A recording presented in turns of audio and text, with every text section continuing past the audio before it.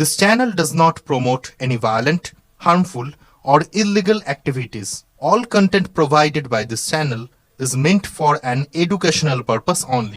সত্যিকারের ভালোবাসা মানে হচ্ছে দায়িত্ব, রেসপন্সিবিলিটি, বিশ্বাস। ভালোবাসার মানুষ ভালো থাকে এটা চাওয়া, তার উপর আমার জিম্মেদারি আছে, তাকে ভালো রাখা। ভালোবাসা মানে কি? স্বার্থ ত্যাগ করে তার স্বার্থ দেখা, তাই না? সম্মান। ভালোবাসার ডেফিনেশন কি? ভালোবাসা মানে কি? আমি আমার ওয়াইফকে ভালোবাসি, তার মানে কি আমি তার ইজ্জতের জিম্মাদার, তার দিকে চোখ তুলে কেউ খারাপ চোখে তাকাতে পারবে না। ভালোবাসি আমি তাকে, সে আমার, আমি তাকে অন্যের সামনে শো করতে পারবো না, সে আমার। ভালোবাসা মানে আমি তাকে বিশ্বাস করি, আমি তাকে কি করি? বিশ্বাস করি, আমি তার প্রতি আমার আত্মবিশ্বাস আছে, কনফিডেন্স আছে। ভালোবাসা মানে আমি তাকে সম্মান করি, আমি তার সম্মান বুঝবো।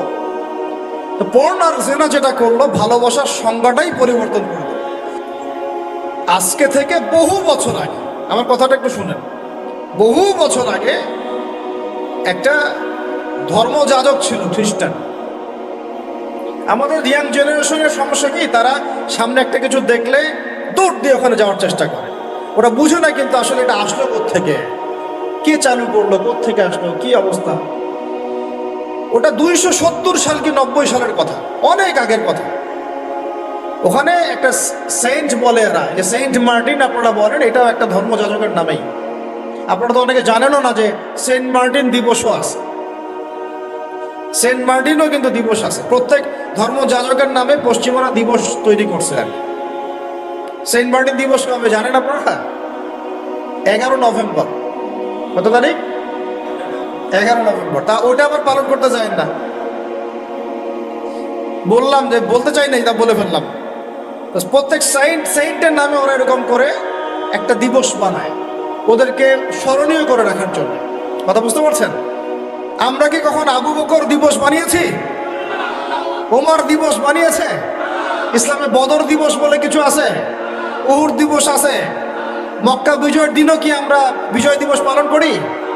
ইসলামে আছে ঈদ উল ফিতর, ঈদ উল আজহা। কি আছে? ঈদ উল ফিতর, ঈদ উল আজহা আছে। আমাদের আশুরা আছে, মুহররম আছে, ওখানে ইবাদত আছে। তারপরে আমাদের আরাফার দিনে সওমের ব্যাপার আছে, জিলহজে হজের ব্যাপার আছে, রমাদানের ব্যাপার আছে। এইগুলো আছে। আমরা কি নির্দিষ্ট করে কোনো দিনকে শুভ অশুভ এরকম ফিক্স করি? এই দিনটা শুভ, এই দিনটা অশুভ? নাউজুবিল্লাহ। এগুলো তো শিরক। এগুলো কি? ওই সাইন্টের নাম ছিল ভ্যালেন্টাইন। ও নিজে ছিল একজন চরিত্রহীন,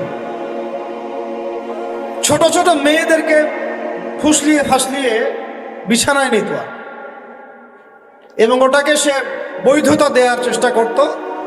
ওদের জেনারেশন, ওদের প্রজন্ম তো এরকমই। দেখেন না আপনারা, ওদের ওখানে, ওদের তো ফ্রি দেশ। কি বলে? ফ্রি দেশ, মানে যে যার সাথে করতে পারে। এখানে বৈবাহিক সম্পর্ক করে করতে হবে জরুরি না। ওখানে যে যা, এটা বাক স্বাধীনতা, ওদের ব্যক্তি স্বাধীনতা। ইচ্ছা হইলে একজন মদ খাইলো, গিয়ে রাত কাটাইলো, কোনো সমস্যা নাই। ইচ্ছা হইলে একটা ছেলের সাথে রাত কাটাইলো, কোনো সমস্যা নাই। ইচ্ছা হইলে একটা হিজড়ার সাথে রাত কাটায়, কোনো সমস্যা নেই। ইচ্ছা হইলো, মানে কি বলবো, একটা ছেলে 5টা মেয়ের সাথে একসাথে জেনা করলো, তাও সমস্যা নেই। 5টা ছেলে মিলে একটা মেয়ের সাথে জেনা করলে কোনো সমস্যা নেই। এইগুলো আরো ভিডিও করে করে করে করে ইন্ডাস্ট্রি বানাইছে এরা। ওই ইন্ডাস্ট্রির নাম দিয়েছে পর্ন ইন্ডাস্ট্রি। কি ইন্ডাস্ট্রি?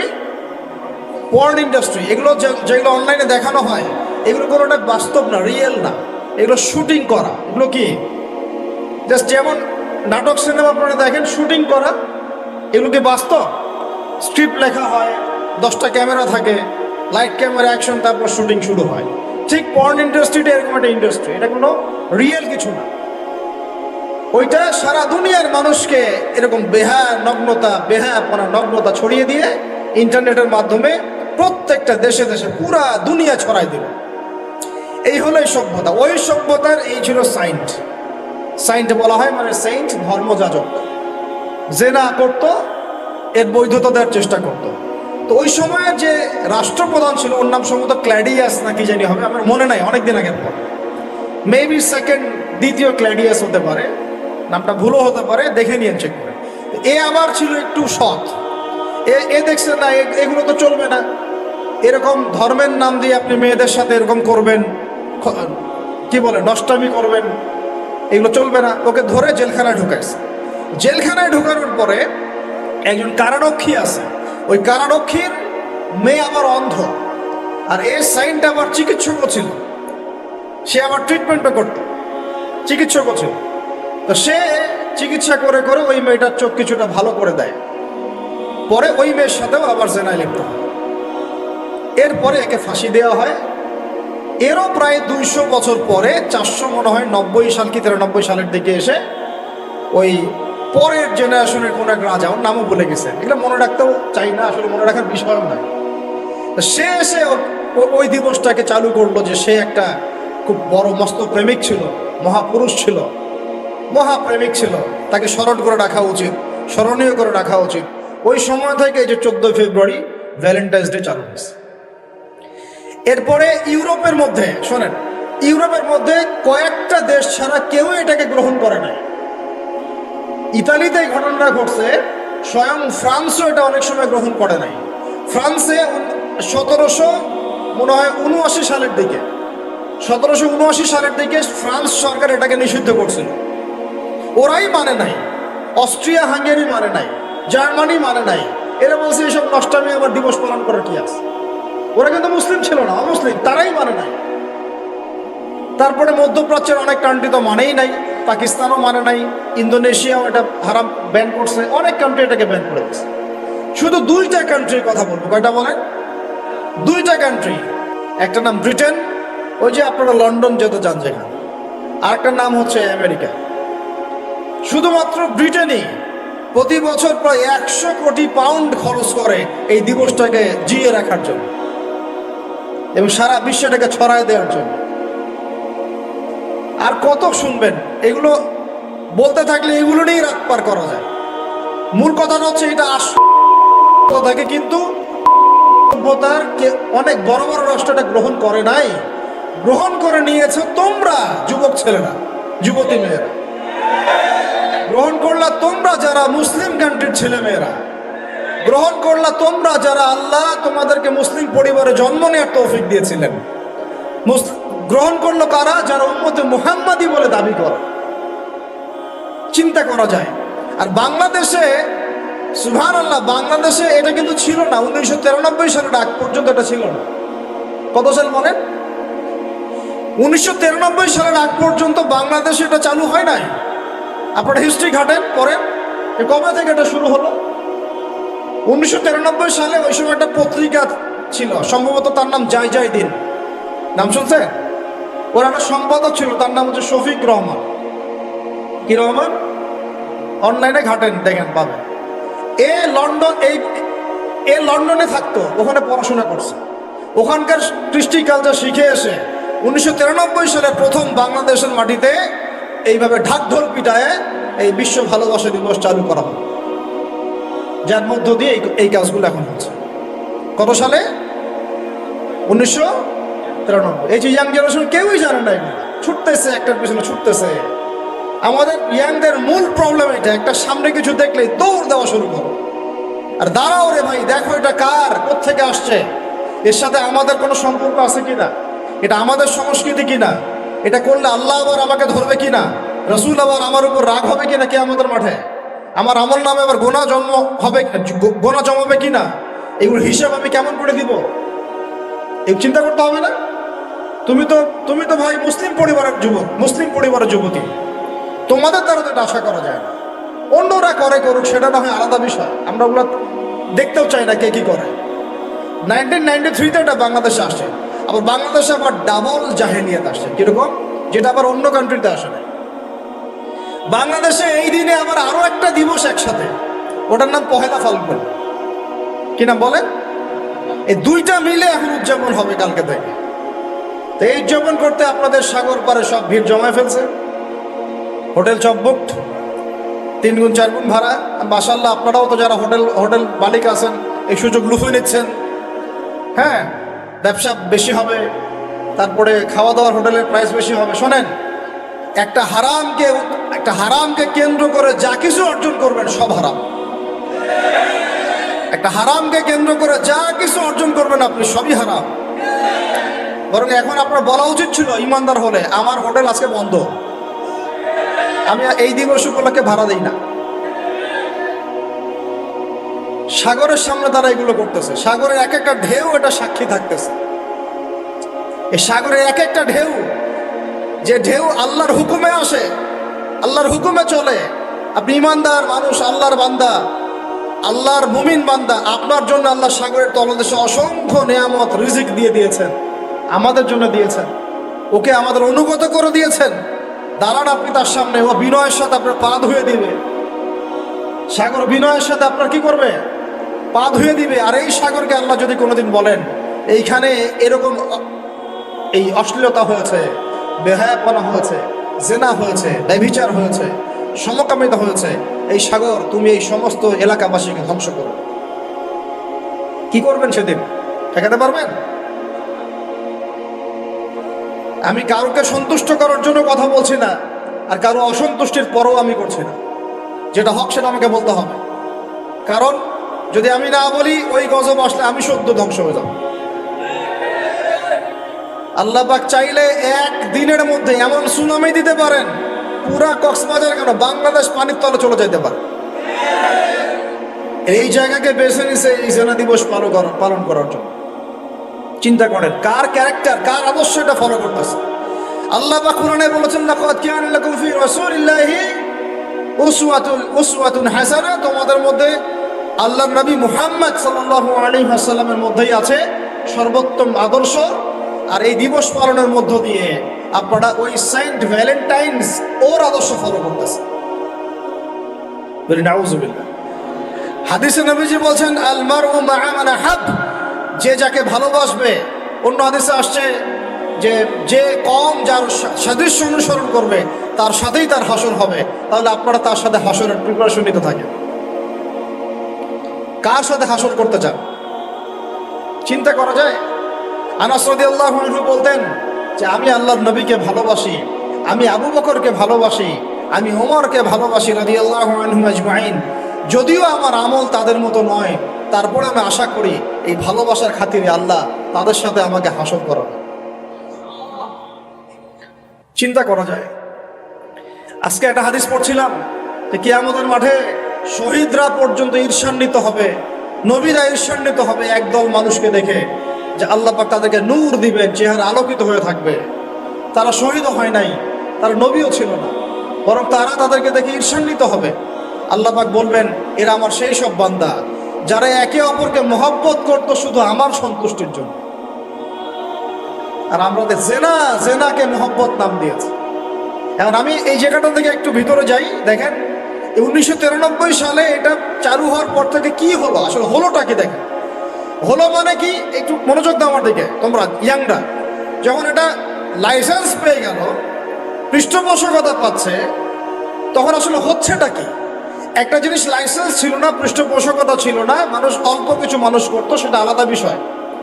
আর যখন একটা বিষয় মানে আপনি ঢাকঢোল পিটায় উদযাপন করতেছেন, তখন এটা একটা কি পেয়ে যায়, একটা আনুষ্ঠানিকতা পেয়ে যায়, একটা লিগালাইজ হয়ে যায় জিনিসটা।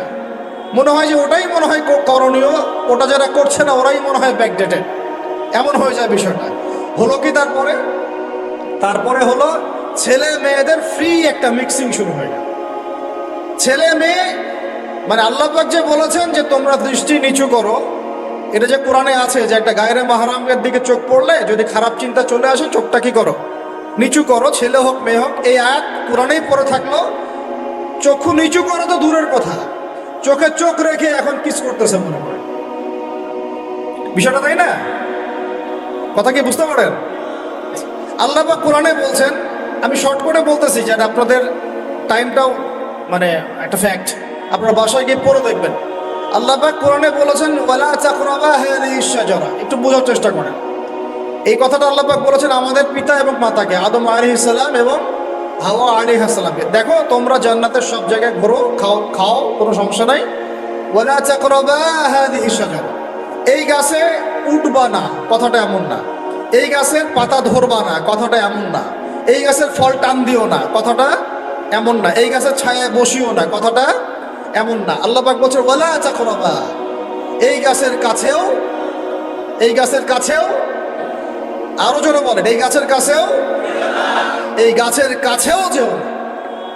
ফল খাওয়া তো দূরের কথা, গাছে উঠা তো দূরের কথা, গাছের নিচে বসা তো দূরের কথা, কাছেও সেম কথা আল্লাহ পাক সূরা বনী ইসরাঈলের মধ্যে বলছেন ওয়ালা তাকরাবুজ জিনা, ওয়ালা তাকরাবুজ জিনা, তোমরা জিনার কাছেও। বলা হয় নাই যে তুমি দেখা সাক্ষাৎ করো না, ভ্যালেন্টাইন্স ডে পালন করো না তথাকথিত, তুমি ওর হাত ধরো না, তুমি ওর দিকে খারাপ নজরে তাকিও না, না তুমি সব করো কিন্তু মানে বিশেষ কাজটা করো না, তার সাথে অন্তরঙ্গ মিলিত হয়েও না, এগুলো বলা হয়। কি বলা হচ্ছে? ওর কাছেও। আর আমরা এখন কাছে কাছে যেও না আল্লাহ কোরআনে বলেছেন, আর সমাজ বলতেছে এটাই হলো কাছে আসার গল্প। এটা কি কাছে আসার? তাহলে কোরআন একদিকে যাচ্ছে, সুন্নাহ একদিকে যাচ্ছে, আপনার ইসলাম একদিকে যাচ্ছে, আল্লাহ একদিকে, রাসূল একদিকে, সমাজ। তাহলে নিঃসন্দেহে এই সমাজের উপর আল্লাহর বরকত নাজিল হবে, আল্লাহর রহমত আসবে। এটা বোঝার চেষ্টা করেন। এরপরে কি হলো? 93 পর থেকে ফ্রি মিক্সিং বেড়ে গেল। এখন দিবস পালন, আপনি তো পরিবারের পিতামাতাও মেনে নিচ্ছে যে আরে এটা তো ছেলে মেয়েরা এখন করেই, সমস্যা কি? ফ্রি মিক্সিং বেড়ে গেল। ফ্রি মিক্সিং বাড়া মানে জেনা বাড়া। এখন অবৈধ সম্পর্ক বেড়ে গেল, কেউ এটাকে জেনা মনেই করবে না। 500 টাকা 1000 টাকা দিয়ে জেনা করা যায় এক রাতের জন্য। জেনা হয়ে গেল সহজ, একদম সহজ। যে জেনার কারণে সমাজে এমন মহামারী নেমে আসে, এমন রোগ নেমে আসে যেটা আগে কখনো ছিল না। কিছুই না, দেখেন সামনে আরো কি আসতেছে। ওটা তো কিছুই ছিল না, শুধুমাত্র জেনার কারণে, বেহায়াপনার কারণে, সমকামিতার কারণে এবং অশ্লীলতার কারণে আল্লাহ পাকের পক্ষ থেকে এমন এমন রোগ ব্যাধি আসে, বালা মুসিবত আসে, যা আগে কখনো পৃথিবীতে আসে নাই। তা আমাদের সবার প্রস্তুতি গ্রহণ করা উচিত। ভ্যাকসিন বানাইতে থাকেন এখন থেকে। প্রস্তুতি মানে কি? প্রস্তুতি মানে ভ্যাকসিন। প্রস্তুতি মানে এটা নিবে না যে এগুলো থেকে আমরা দূরে থাকি, তওবা করে ফিরে আসি, এইটা ওদের কাছে প্রস্তুতি না। প্রস্তুতি মানে গজব আসুক, দেখা যাবে, ভ্যাকসিন নিব তখন দেখা যাবে। সমুদ্রের ঢেউ আসুক, আশ্রয় কেন্দ্র বানাবো, ওখানে গিয়ে থাকবো, দেখা যাবে। সুনামি আসলে দেখা যাবে যে যে এলাকা উঁচু, ওই এলাকায় সব মানুষকে গিয়ে রাখবো। আমাদের প্রস্তুতি এইটা না যে আমরা আল্লাহর হারাম থেকে ফিরে আসি, তওবা করি, আল্লাহ বরকত দিবে, রহমত দিবে, মাফ করবে। এটা প্রস্তুতি না। এটাই হচ্ছে আমাদের বুদ্ধির অবস্থা। এই বুদ্ধি নিয়ে আমরা দাবি করি আমরা বুদ্ধিজীবী, এই বুদ্ধি নিয়ে আমরা সমাজ চালাই, এই মাথা নিয়ে আমরা সমাজ চালাই। কে টিকতে পারছে? ফেরাউন টিকতে পারছে? নমরুদ টিকতে পারছে? কে টিকতে পারছে পৃথিবীতে? আজ জাতি, সামুদ জাতি, কওমে নূহ, কওমে শুআয়ব, কে টিকতে পারছে?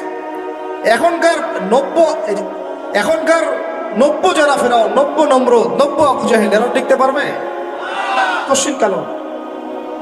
দেখেন তারপরে ফ্রি মিক্সিং বেড়ে গেল, প্রেমিক প্রেমিকা কপত কপতি, যুগল বিনিময়, যুগলবন্দি হচ্ছে। তারপরে জেনা বেড়ে গেল, পরকীয়াও বেড়ে গেল। জেনাও বেড়ে গেল, পরকীয়াও বেড়ে গেল। অথচ কোরআন বলছে জেনা করলে কোরআনের শাস্তি হচ্ছে 100 বেত্রাঘাত দিতে হবে। কতটা? আর ওইটা আপনি দিবস পালন করতেছেন এখন। আল্লাহ বলছেন এটা করলে 100 বেত্রাঘাত, আর 1 বছরের জন্য ওই এলাকা থেকে নির্বাসন। এটা কোরআন বলছে, সূরা নূরের আয়াত 2 নম্বর 3 নম্বর আয়াত। এটা বলছে কোরআন, কথা বলছে এটা। আর সমাজ বলতেছে আসো কাছে আসার গল্প, আরো জেনা করো। আল্লাহ বলছেন কাছেও যেও না, আমি বলছি এটাই কাছে আসার গল্প। এরপরে বাড়লো পরকীয়া, এর সাথে আরো বিভিন্ন সিরিয়াল, হিন্দি সিরিয়াল, এইটা স্টার জলসা, জি বাংলা দেখে দেখে আমাদের একদম মাথাটা খারাপ হয়ে গেল। বাসায় বউ, বাইরে আরো 3টা 4টা, বাসায় স্বামী, বাইরে 3টা 4টা। এই সমস্যাটা রেয়ার না, অনেক বেশি বেশি ঘরে ঘরে ঢুকছে। এটা এখন ছেলে ছেলের সাথে জেনা করতেছে, এখন ছেলে ছেলেও ভ্যালেন্টাইন্স পালন করবে কালকে। নাউজুবিল্লাহ, নাউজুবিল্লাহ। এটা কওমে লূত, এটা কোন কওম? কওমে লূত। আল্লাহ পাক ওই কওমকে এরকম করে মাটি থেকে উপরে উঠিয়ে পাথর নিক্ষেপ করে সবগুলোকে থেতলা করে মাটিতে দাফন করে দিয়েছিলেন। এখনো আপনি গুগল সার্চ করে দেখেন, জর্ডানের ডেড সি, মৃত সাগর, ওই জায়গাটা ছিল, কওমে সাদুম ওখানে থাকতো। নিদর্শন সামনে পড়ে আছে। আর আমাদের নবীজি বলছেন, তোমরা যদি সমকামী কাউকে পাও, আল্লাযী আমিলা আমালা কওমি লূত, যে কওমে লূতের আচরণ করেছে, ফাকতুলুল ফাইলা ওয়াল মাফউলা বিহি, তাহলে যে করেছে ওকে এবং যার সাথে করা হয়েছে দুইটাকে হত্যা করবে। কে বলেছে? আপনার নবী, জি, যিনি সমাজ চালান তার নবী, যার হাতে সব অথরিটি আছে, আপনার নবী কথা বলেছে। আপনি আপনার নবীর সামনে হাউজে কাউসারে কিভাবে দাঁড়াবেন এই ফিকির আপনি গ্রহণ করেন।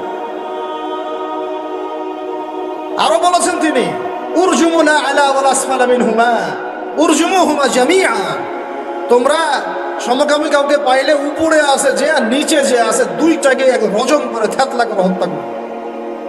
এটা কি ব্যক্তির জন্য এই দায়িত্বটা বর্তায়, না এটা উপরের লেভেলের দায়িত্ব? এই হলো আল্লাহর বিধান, রাসূলের বিধান, আর এই হলো সমাজ, এই হলো আমাদের অবস্থান। এরপরে আমরা দাবি করতেছি আমরা মুসলমান, আমরা মানে মরার সাথে সাথে জান্নাতে চলে যাবো। চিন্তা করা যায়?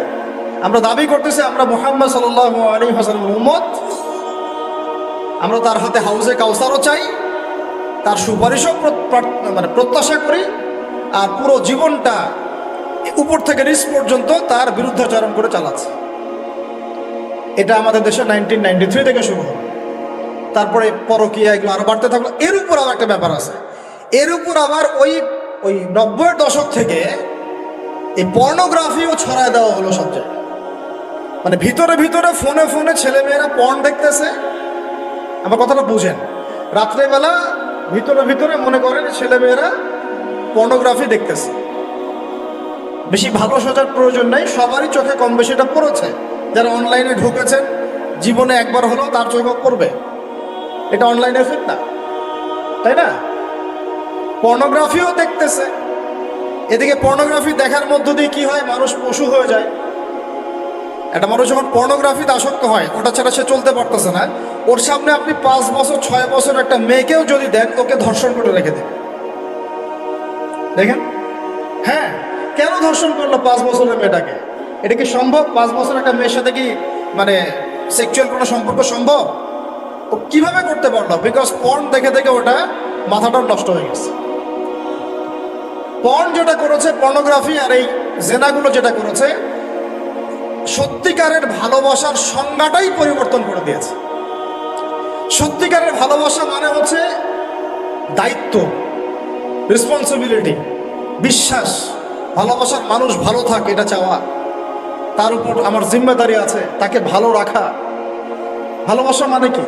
স্বার্থ ত্যাগ করে তার স্বার্থ দেখা, তাই না? সম্মান। ভালোবাসার ডেফিনেশন কি? ভালোবাসা মানে কি? আমি আমার ওয়াইফকে ভালোবাসি, তার মানে কি আমি তার ইজ্জতের জিম্মাদার, তার দিকে চোখ তুলে কেউ খারাপ চোখে জাগাতে পারবে না। ভালোবাসি আমি তাকে, সে আমার, আমি তাকে অন্যের সামনে শো করতে পারবো না, সে আমার। ভালোবাসা মানে আমি তাকে বিশ্বাস করি, আমি তাকে কি করি? বিশ্বাস করি, তার প্রতি আমার আত্মবিশ্বাস আছে, কনফিডেন্স আছে। ভালোবাসা মানে আমি তাকে সম্মান করি, আমি তার সম্মান বুঝবো। তো পর্ন আর জেনা যেটা করলো, ভালোবাসার সংজ্ঞাটাই পরিবর্তন করে দিল। এরা ভালোবাসা সংজ্ঞা দিল, ভালোবাসা মানে হলো যৌনতা। ভালোবাসা মানে জাস্ট সেক্সুয়াল রিলেশনশিপ, আর কিচ্ছু না। এরা যদি একে অপরকে সত্যি ভালোবেসে থাকে, তাহলে আগামীকাল এদেরকে বলেন যে জেনা মুক্তভাবে বিয়ে করে ফেলো দেখি, এদের মধ্যে 80% এটা করবে না। কারণ তাহলে ভালো ভালো যদি এতই বাসো, তা হাতটা ধরিও না তুমি। আল্লাহ পাক হাত ধরতে নিষেধ করছেন। তুমি পরিবারের মাধ্যমে প্রস্তাব পাঠাও, মোহর ফিক্স করো, পরে বিয়ে করো। ভালোবাসো যদি, তাহলে তাকে নিয়ে সন্তুষ্ট থাকো, তার সম্মান বোধ রক্ষা করো, তার দায়িত্ব নাও। তার কি নিবা? দায়িত্ব নাও। ভালোবাসার ডেফিনেশন চেঞ্জ করেছে এরা। একটা মেয়েকে ভালো তুমি যদি বেশেই থাকো ছেলেটাকে, তাহলে তুমি তার সাথে কিভাবে এভাবে হারাম জেনায় লিপ্ত হতে পারলে? তোমার তো বলা উচিত ছিল যে আমি একজন মুসলিম মেয়ে, আমি এসব জেনাতে যাব না। আমাকে যদি আপনি পছন্দ করেই থাকেন, আমার বাবার কাছে প্রস্তাব পাঠান। সিম্পল। এরপর পরিবারের মাধ্যমে আহাদ হবে, তারপরে আমরা আক্ত হবে, সেখানে আমাদের মোহর থাকবে, সাক্ষী থাকবে, আল্লাহর কালিমা সাক্ষী রেখে আমরা বিয়ে করে ফেলব। এইগুলোর মধ্য দিয়ে ভালোবাসার ডেফিনেশন চেঞ্জ করে দেওয়া। ভালোবাসার মানে যেটা ছিল সম্মান, ওইটার নাম হয়ে গেল এখন যৌনতা। যৌনতা ছাড়া কোনো কিছুতে তারা এখন বিশ্বাসী না।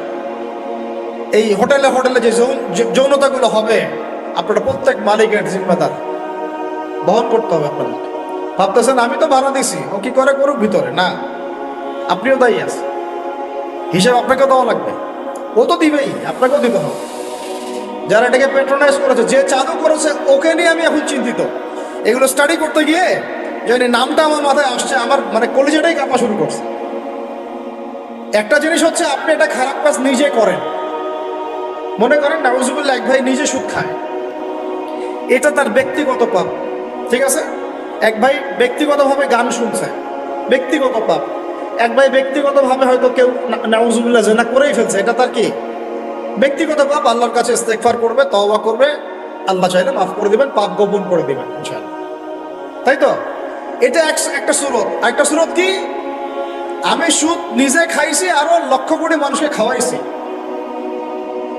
আমি জেনা নাউজুবিল্লাহ সে নিজে করছে, অন্য আরো লাখ লাখ মানুষ, যুবক যুবতীকে জেনাতে উৎসাহিত করতেছে।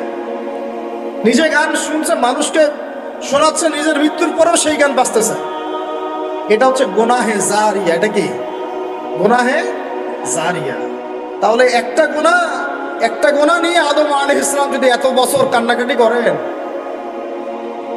ইব্রাহিম আলাইহিস সালাম কিয়ামতের মাঠে যদি বলেন আমি পারবো না সুপারিশ করতে, নূহ আলাইহিস সালাম যদি বলেন আমি পারবো না সুপারিশ করতে, ঈসা ইবনে মারইয়াম, মুসা আলাইহিস সালাম তারা পর্যন্ত বলবেন আমি আজকে আল্লাহ পাকের সাথে কথা বলার সাহস রাখি না, আর এই যারা গুনাহে জারিয়া চালু করে দিল, এদের কি অবস্থা হবে? কি অবস্থা হবে চিন্তা করেন। এভাবে ছড়াই গেল ফ্রি মিক্সিং, ছড়াই গেল ব্যভিচার, ছড়াই গেল পর্নোগ্রাফি। এই পর্নোগ্রাফির মধ্য দিয়ে এরা আবার যখন পর্ন দেখে, বাইরে আবার স্কুল কলেজ বিশ্ববিদ্যালয়ে পড়াশোনা করে, ছেলে মেয়ে একসাথে পড়াশোনা করে না, বাসায় পর্ন দেখে, আবার সকালবেলা এসে স্কুল কলেজ বিশ্ববিদ্যালয়ে ছেলে মেয়ে একসাথে পড়াশোনা করে। তখন ওই যে পর্নোগ্রাফির যে পশুত্বটা, এটা ওর মধ্যে থেকে গেল। একটা মেয়েকে সে এখন চাচ্ছে জাস্ট ওর সাথে একটা সেক্সুয়াল সম্পর্ক করার জন্য।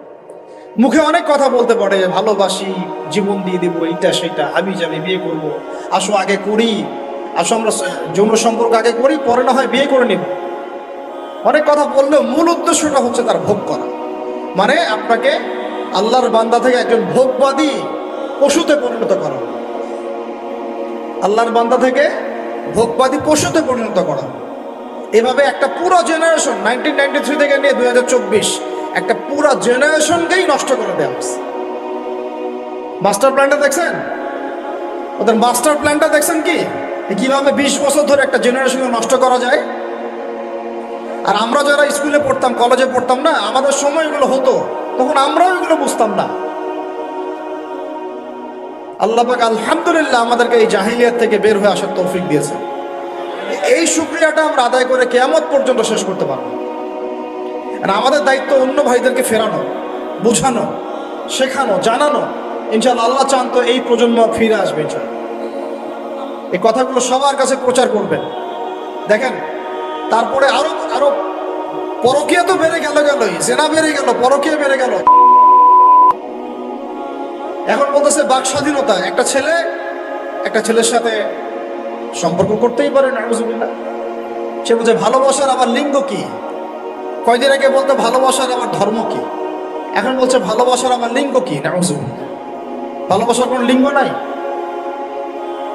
তুই যে বেটা পৃথিবীতে আসলি, তুই কি ছেলের মিলনের ফলে আসছিস? চিন্তা করেন তো কথাটা। ও যে এখন ওর বাবা মা নাই, ওকে আল্লাহ বাবা মার মাধ্যমে পৃথিবীতে পাঠান নাই। এই চিরায়ত আল্লাহর দেয়া সিস্টেমকে চেঞ্জ করে এখন ছেলে ছেলেতে জেনা করা শুরু করতেছে, মেয়ে মেয়েতে জেনা করা শুরু করতেছে। বলতেছে ভালোবাসার আমার লিঙ্গ কি? কয়দিন আগে বলতেছিল ভালোবাসার আমার ধর্ম কি? মানে বৌদ্ধ, খ্রিস্টান, হিন্দু, মুসলমান সবাই একাকার হয়ে প্রেম করতেছে। আর একটা এজেন্ডা ভিতরে চলতেছে, আমি অনেকদিন খোলামেলা বলেছি,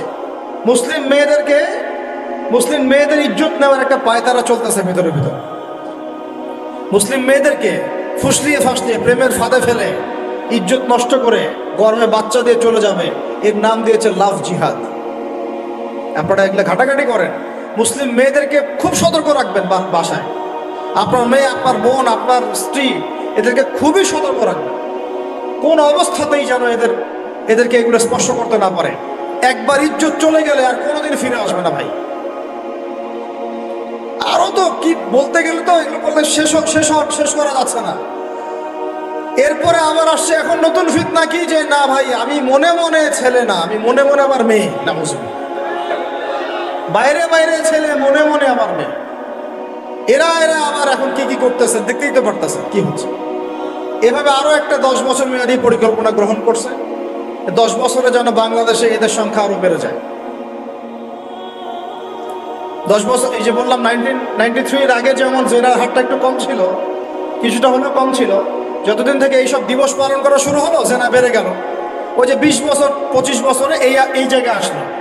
এখন যদি এইভাবে চলতে থাকে, আগামী 20 বছর পর কোন জেনারেশন আসবে আল্লাহ ভালো জানে। আর তখন এই বাংলাদেশের উপর কোন গজব আসতে পারে আল্লাহ পাক ভালো জানে। আল্লাহর গজব চলে আসলে কোনো ন্যাটো আর কোনো জাতিসংঘ আর কোনো পশ্চিমা সভ্যতা আর কোনো মিত্র রাষ্ট্র কেউই বাঁচাতে পারবে না, কেউ না। এই সহজ কথাটা আমরা বুঝতে চেষ্টা করতেছি না। আল্লাহ পাক আমাদেরকে তওবা করে ফিরে আসার তৌফিক দান করেন। এইগুলো চলতেছে। অথচ দেখেন, সবচেয়ে বেশি ভালোবাসেন, মহব্বত করেন আমাদেরকে আমাদের রব। কে ভালোবাসে আমাদেরকে? আল্লাহ ছাড়া আসলে ভালোটা বাসেই বাকে। আমরা যে পবিত্র সম্পর্কের কথাও বললাম, এই যে স্বামী স্ত্রীর সম্পর্ক, স্বামী স্ত্রীর মধ্যে মহব্বত, পবিত্র সম্পর্ক, এটা হালাল, বৈধ। আল্লাহ পাক বৈধতা দিয়েছেন, কারণ আমাদের প্রবৃত্তির চাহিদা আছে। এই চাহিদা পূরণের জন্য আল্লাহ পাক আমাদেরকে হালালভাবে বিয়ে করতে বলেছেন। সমাজ বিয়েটাকে কঠিন করে ফেললো আর জেনাটাকে সহজ করে ফেললো। বিয়ে কঠিন হয়ে গেল, এরা এখন বিয়ে করতে পারবে না চাইলে। 21 বছর না 20 বছর বয়স হলে সে বিয়ে করতে পারবে না। 20 বছর একটা ছেলে আগামীকাল এই তথাকথিত ভালোবাসা দিবস পালন করতে পারবে, জেনা করতে পারবে। কেউ বলার কিছু নাই, কেউ বলার নাই, কেউ দেখার নাই। চলছে, মানে এভাবেই চলছে। সমুদ্রের পানিতে ভেসে গেছি আমরা। একটা মেয়ের বয়স 17 বছর, সে কালকে জেনা করবে। অগণিত মেয়ে কালকে 17 বছরের মেয়ে জেনা করতে পারে, আল্লাহ হেফাজত করুন। কিন্তু এখন বিয়ে করতে পারবে না। বিয়ে করতে গেলে সমস্যা। তাহলে চিন্তা করেন, পয়সার এক পিঠ যদি আপনি দেখেন, অপর পিঠ দেখতে হবে। এক পিঠে যদি এই সমস্যা হয়, অপর পিঠে কি পড়তেছে সেটা দেখতে হবে, আমাকে বুঝতে হবে। বিয়ে কঠিন হয়ে গেল, জেনা সহজ হয়ে গেল। আবার বাসায় ধরেন একটা পুরুষের সামর্থ্য আছে, চাহিদাও বেশি, সামর্থ্য আছে অনেক, চাহিদাও বেশি। সমাজে বিধবা মেয়ে পড়ে আছে, তালাকপ্রাপ্ত মেয়ে পড়ে আছে, এতিম মেয়ে পড়ে আছে, বিয়ে করার মানুষ নাই। এখন সমাজে যদি কোনো সৎ পুরুষ একাধিক বিয়ে করে, তাকে সমাজে বাঁকা চোখে দেখা হবে। কিন্তু এই পুরুষে যদি বিয়ে না করে বাইরে আরো 10টা মেয়ের সাথে অকাম কুকাম করে, তাকে কিচ্ছু বলা হবে। বলেছি আমি, কোরআন একদিকে, সুন্নত একদিকে, ইসলাম একদিকে, সমাজ, এই সমাজের তাকদির খারাপ। এইভাবেই নবী সাল্লাল্লাহু আলাইহি ওয়াসাল্লাম পেরেশান ছিলেন কিভাবে সমাজের মানুষকে ফেরানো যায়। আজকে আমরাও পেরেশান। আল্লাহ পাক সবার আগে আমাকে ইসলাহ দান করেন, আমার পরিবারকে দান করেন, আমাদের প্রত্যেক দিনই ভাই বোনকে দান করেন। তো এখন কথা হচ্ছে, এগুলো চলছে আমাদের চোখের সামনেই। কিন্তু দেখেন প্রিয় ভাইয়েরা, আল্লাহ পাক শাস্তি বলেছেন 100 বেত্রাঘাত।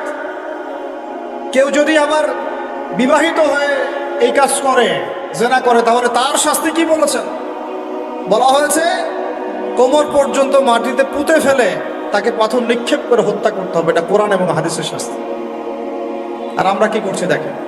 আমি দুইটা হাদিস বলি আপনাদেরকে, শুনেন, ইয়াংটা শোনেন। এই দুইটা হাদিস আজকে ভুলবেন না। আলোচনা অনেক লম্বা হচ্ছে তো অনেক কিছু ভুলে যেতে পারে, এই দুইটা হাদিস ভুলবেন না। একটা হচ্ছে তিনজন ব্যক্তি একবার একটা গুহায় আটকা পড়ছে। তিনজন বন্ধু বা ভাই তার একটা গুহার মধ্যে আটকা পড়ে গেছে, ঝড় হচ্ছে, গুহার মুখটা বন্ধ হয়ে গেছে পাথর দিয়ে, বের হওয়ার কোনো জায়গা নাই, এখানে নিশ্চিত মৃত্যু, কোনো সুযোগই নাই বাঁচা।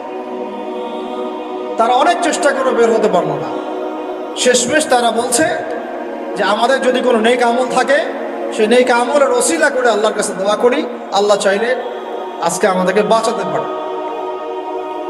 একজন বলছে, আল্লাহ আমার মা ছিল, পিতামাতা ছিল, তো মাকে আমি দুধ পান না করি আমার সন্তানদেরকে কখনো খাওয়াতাম না।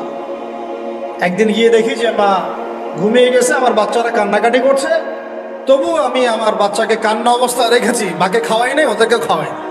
আগে মাকে খাওয়াইছে, তারপর ওদেরকে খাওয়াইছে। আজকে ঘরে ঘরে মাদের সাথে কি আচরণ দেখেন, কি একটা অবস্থা দেখেন সমাজে, কি প্রজন্ম তৈরি করেছেন। মারা এখন বৃদ্ধাশ্রমে চলে যাচ্ছে, শিক্ষিত মা, তাই না? মায়ের পায়ের নিচে আপনার জান্নাত। আর এটাও একটা ব্যাপার যে যে মায়েরা আবার হাজরা আলাইহিস সালামের মতো হবেন না, যে মায়েরা সারা আলাইহিস সালামের মতো হবেন না, আয়েশা খাদিজা রাদিয়াল্লাহু আনহুমা তাদের মতো হবেন না, তো আপনাদের গর্ভ থেকে তো এর চেয়ে ভালো সন্তান আশা করা যায় না। সমস্যা সব দিকে আছে, আছে না? তো ও এই দোয়া করার সাথে সাথে একটু সরে গেল, আল্লাহর পক্ষ থেকে এই পাথরটা একটু সরে গেল, সুবহানাল্লাহ। কিন্তু বের হওয়ার জন্য এনাফ না। এরপরে আরেকজন দোয়া করছে যে আল্লাহ, আমার একজন কর্মচারী ছিল, টাকা পাইতো আমার কাছে কিছু, তো সে একদিন বেতন না নিয়ে চলে গেছে, টাকাটা দিয়ে আমি কিছু পশু কিনেছি, মানে গবাদি পশু। এই গবাদি পশু 2টা থেকে 4টা, 4টা থেকে 8টা হতে হতে অনেকগুলো হয়েছে। একদিন অনেক দিন পর সে আসছে, এসে বলছে আমার টাকা দাও। সে বলছে যে এই সবগুলো পশু তোমার, নিয়ে যাও। তুমি কি ইয়ারকি ফাজলামি করতেছো আমার সাথে? আমার টাকা আমাকে দাও। না, ইয়ারকি ফাজলামি করতেছে না, এটা তোমার টাকা দিয়ে কেনা ছিল, সবগুলো বংশবৃদ্ধি হতে হতে আজকে এই অবস্থা। তো আল্লাহ তোমার সন্তুষ্টির জন্য যদি এই কাজ করে থাকি, আল্লাহ আজকে আমাকে এই বিপদ থেকে বাঁচাও। পাহাড়ের মুখ থেকে পাথরটা একটু সরে গেল, বের হওয়ার জন্য যথেষ্ট না। তৃতীয় ব্যক্তি, আমি এইটাই বলতে যাচ্ছিলাম, ইয়াংরা শোনেন ভালো করে। তৃতীয় ব্যক্তি সেজদায় পড়ে আল্লাহকে বলছে, হাত তুলে আল্লাহকে বলছে, আল্লাহ আমার একজন খুব সুন্দরী চাচাতো বোন ছিল, কাজিন, আমি তাকে পাইতে চাইতাম। বুঝেন না, পাইতে চাইতাম মানে কি? তাকে পেতে চাইতাম, অফার করতাম, সে রাজি হয় না, হয় না, হয় না। একদিন সে বলল যে 100 স্বর্ণমুদ্রা দিতে পারলে আমি রাজি। 100 স্বর্ণমুদ্রা দিতে পারলে আমি রাজি।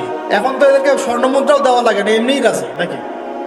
জেনা করার জন্য কি এমনিই রাজি, খালি একটু। আসলে সত্যি কথা বলতে কি, একটা মেয়ে যদি চায় যে আমি আমার ইজ্জত ধরে রাখবো, কোনো ছেলের ক্ষমতা নাই সেই ইজ্জত নষ্ট করে। এটাই সত্য কথা। আমার স্ত্রী এই কথাটা খুব মানে জোরালোভাবে আমাকে বলে, আমি যখন রাস্তায় হাঁটবো, আমি যদি চাই তাহলে কোনো ছেলে আমার কাছে ঘেঁষতে পারবে না, আমি সুযোগ দিলে তখন ঘেঁষতে পারবে। একটা মেয়ে যদি চায় যে একটা ছেলে আমার সাথে ইটিস পিটিস করুক, সে ছেলে করবেই করবে। একটা মেয়ে যদি চায় যে একটা ছেলে আমার পর্যন্ত আসতে পারবে না, আমি আমার ব্যক্তিত্ব গায়রত বজায় রাখবো, আমি ডিস্টেন্স মেনটেন করবো, আমি কোনো সুযোগ দিব না, ছেলে সুযোগ পাবে না কখনো। এত সহজ না। সর্বোচ্চ তখন কি করতে পারে, ধরে 10 জন মিলে ধরে ওকে জোর করে তার সাথে কিছু করতে পারে। ওরকম কিছু করলে তো আল্লাহর গজব নেমে আসবে। ওই যে সারা আলাইহিস সালামকে তুলে নিয়ে গিয়েছিলেন একটা বাদশা, মনে নেই আপনাদের? সারা আলাইহিস সালামকে একটা বাদশা এরকম উঠাই নিয়ে আসছে। আর সারা আলাইহিস সালাম সবচেয়ে সুন্দরী মেয়েদের একজন ছিলেন পৃথিবীর ইতিহাসে, ইব্রাহিম আলাইহিস সালামের স্ত্রী। তখন তিনি হাত বাড়াচ্ছে তার দিকে ধরার জন্যে, আর সারা আলাইহিস সালাম তখন বলছে, দাঁড়ান, আমাকে 2 রাকাত নামাজ পড়তে দেন। 2 রাকাত নামাজ পড়ে তিনি আল্লাহর কাছে হাত তুলে বলে, আল্লাহ তুমি জানো আমি আমার সতীত্ব, আমার ইজ্জত, আমার সম্মান আমার স্বামী ছাড়া আর কারোর সামনে কখনো প্রদর্শন করি নাই। আজকে জালেমের হাত থেকে আল্লাহ তুমি আমাকে বাঁচাও। ওইদিকে ইব্রাহিম আলাইহিস সালাম নামাজে দাঁড়িয়ে গেছে। ওই জালেম বাদশা যখনই হাত বাড়ায়, হাত অবশ হয়ে যায়, মাথা ঘুরে পড়ে যায়। 3বার 4বার চেষ্টা করেছে, তারপর পারে নাই। শেষে বলেছে, তোমরা আমার কাছে কাকে নিয়ে আসছো, নিয়ে যাও আগে আমার সামনে থেকে। পরে উল্টা হাজারা আলাইহিস সালামকে হাদিয়া সহ দিয়ে পাঠাই দিচ্ছে। একটা মেয়ে চাইলে তার ইজ্জত সম্মান এভাবে রক্ষা করতে পারে। তোমরা জেনায় ছেলেটা লিপ্ত করেছে, কারণ তোমরা চেয়েছো বলেই করতে পারছো। তুমি ফিতনা না ছড়াতা, তুমি বেহায়ার মতো বাইরে বের না হতা, তুমি তোমার চুল খোলা না রাখতা, তুমি তোমার পোশাক ঠিক রাখতা, তোমার কথা ঠিক রাখতা, তোমার কথার মধ্যে মানে শক্তি রাখতা, মিষ্টি মিষ্টি প্রলোভন দিতা না, বাইকের পিছনে বসতা না, চটপটে ফুচকা খাইতা না, এখানে ওখানে আড্ডা মারতা না, কোনো ছেলে তোমার কাছে আসতে পারতো না। তোমরা এই কাজ করেছো, ছেলে আসতে পেরেছে। আপনারা তো কিছু হয় না, ছেলেদেরকেই দোষ দেন। ছেলেরা তো এমনি আকর্ষিত হবেই। আমি একজন ছেলে হিসেবে বলতেছি, এটা না তো বিষয়টা। একটা ছেলের ফিতরত এটা, যে তার কাছে সবচেয়ে সুন্দর মনে হবে একটা মেয়েকে। এটা একটা ছেলের ফিতরত, স্বভাব ধর্ম। এটা চুম্বকের মতো আকর্ষণ করবে।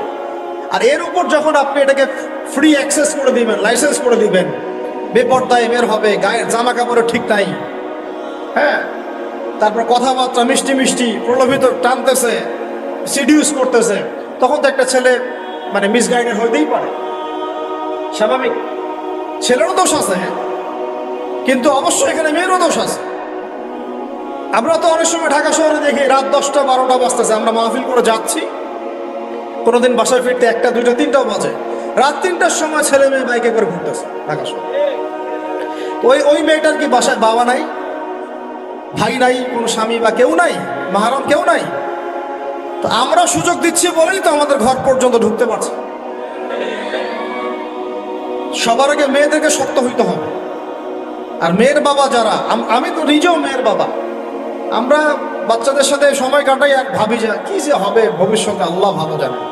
কিভাবে মেয়েকে মানুষ করব, কিভাবে সতীত্ব রক্ষা করবে আমাদের মেয়েরা, যা চলতেছে। যাই হোক, ওই জায়গায় আসেন, ওই ছেলেটা তখন 100 স্বর্ণমুদ্রা অর্জন করেছে, কষ্ট করে আর্ন করেছে। যে আপনাদেরকে বলে যে নিজের পায়ে দাঁড়াও, তারপরে তোমার সাথে রাজি। সে অনেক কষ্ট করে 100 স্বর্ণমুদ্রা অর্জন করে মেয়ের কাছে গিয়েছে। চাচাতো বোনকে বলেছে যে স্বর্ণমুদ্রা নাও, এখন বলো তুমি রাজি না? রাজি না। সে মেয়ে বলছে হ্যাঁ ঠিক আছে। তো এখন দুজনের মধ্যে যা হওয়ার তাই হচ্ছে, অ্যাডাল্ট আপনারা সবাই বুঝেন। কিন্তু এখন মূল যে কাজটা, স্বামী স্ত্রীর যে মূল মিলন, এই মিলনটা করার জন্যে সেই ছেলেটা বসছে। হাদিসের মধ্যে আসছে এভাবে, 2 পায়ের মাঝখানে বসে পড়ছে ছেলেটা, এখনই জাস্ট শুরু করবে। তখন ওই মেয়েটা বলে উঠছে যে হে আল্লাহর বান্দা, আল্লাহকে ভয় কর, আমি আমার সতীত্ব কখনো নষ্ট করি নাই, তুমি আল্লাহকে ভয় করো। এই কথাটা যখনই বলছে, তখন ওই ছেলের মনের মধ্যে এমনভাবে একটা রিয়াকশন জন্ম নিয়েছে, আল্লাহর পক্ষ থেকে একটা এমন একটা নূর আর হেদায়েত চলে আসছে, ওই অবস্থা থেকে ছেলেটা উঠে চলে গেছে এবং স্বর্ণমুদ্রাও দিয়ে দিচ্ছে, যে স্বর্ণমুদ্রাও আমার দরকার। এবার সে গুহার মধ্যে বন্দি অবস্থায় আল্লাহর কাছে হাত তুলে দোয়া করতেছে, আল্লাহ তুমি যদি জানো ওই কাজটা আমি তোমার সন্তুষ্টির জন্য করেছিলাম, আজকে আমাকে এই সাক্ষাৎ এই মওতের হাত থেকে বাঁচাও। সাথে সাথে এই পাথর সরে গেছে। এই হাদিসটা আমি এই কারণে বললাম, যদি আপনি আমি জিনা থেকে বেঁচে থাকতে পারি, ইনশাআল্লাহ তাআলা আল্লাহ পাক সাক্ষাৎ মৃত্যুর মতো এই আযাব থেকেও, বিপদ থেকেও আল্লাহ বাঁচাতে পারে। এটা একটা হাদিস, সবাই মনে রাখবেন। দ্বিতীয় একটা বলি, এটা আমাদের সব বিবাহিতদের জন্য।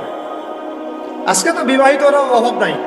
আর আমি আশ্চর্য হয়ে যাই যে বিবাহিত একটা ছেলে, বিবাহিত একটা পুরুষ তার স্ত্রীকে এভাবে বেহায়ার মতো কিভাবে সবার সামনে শো করতে পারে। বিয়ে আপনি করলেন, মোহর আপনি দিলেন, সম্পদ আপনার, তার সতীত্ব আপনার, তার সম্ভ্রম আপনার, আপনি নিজে কেন ওকে এভাবে সবার সামনে উত্থাপন করতেছেন? টিকিট আপনি কাটলেন, সিনেমা সবাই দেখবে, ব্যাপারটা এরকম। কি অবস্থা! আবার কোন কোন ঘরে দেখা যায় স্বামীরা কন্ট্রোল করতে চাচ্ছে, কিন্তু মেয়ে বা স্ত্রী কন্ট্রোলে থাকতে চায় না। স্বামীকে বলে তুমি বেশি হুজুর হয়ে গেছো, বেশি বেশি হুজুর হয়ে গেছো। এই যুগে এগুলো চলে, এটা আধুনিকতার মডার্ন যুগ। এই করতে করতে আমাদের সমাজে পরকীয়া ছড়ায় পড়ছে। এখন এই পরকীয়া বলতে গিয়ে হাদিসটা কথা মাথায় আসছে। আল্লাহ নবী সাল্লাল্লাহু আলাইহি ওয়াসাল্লামের একজন সাহাবী, মহিলা সাহাবী, কি সাহাবী বলেন? এরকম ঘটনা দুই একটা ঘটেছে, আমি একটা বলতেছি এখানে। মদিনা মহিলা সাহাবী কোনো একভাবে এরকম একটা অঘটন ঘটে গেছে। মানুষ তো হতে পারে কি, মানুষ তো পাপ করবে, তাই না? হতে পারে। এখন তিনি গর্ভবতী হয়ে গেছেন। নবী সাল্লাল্লাহু আলাইহি ওয়াসাল্লামের কাছে এসে বলছেন, ইয়া রাসূলুল্লাহ তাহহিরনি, আমাকে পবিত্র করেন, আমি অনেক বড় অন্যায় করে ফেলেছি। নবী সাল্লাল্লাহু আলাইহি ওয়াসাল্লাম মুখ ঘুরিয়ে নেন, মুখ ঘুরিয়ে নিয়ে বলেন যে বাসায় যাও, তওবা করো, আল্লাহ মাফ করে দিবে। নবীজি শুনতে চাচ্ছেন না, কারণ শুনলে কোর্টে মামলা আসলে তো বিচার করতে হবে। তিনি বলছেন যে বাসায় যাও, বাসায় যা মাফ, আল্লাহর কাছে ইস্তেগফার করো, আল্লাহ মাফ করে দিবেন।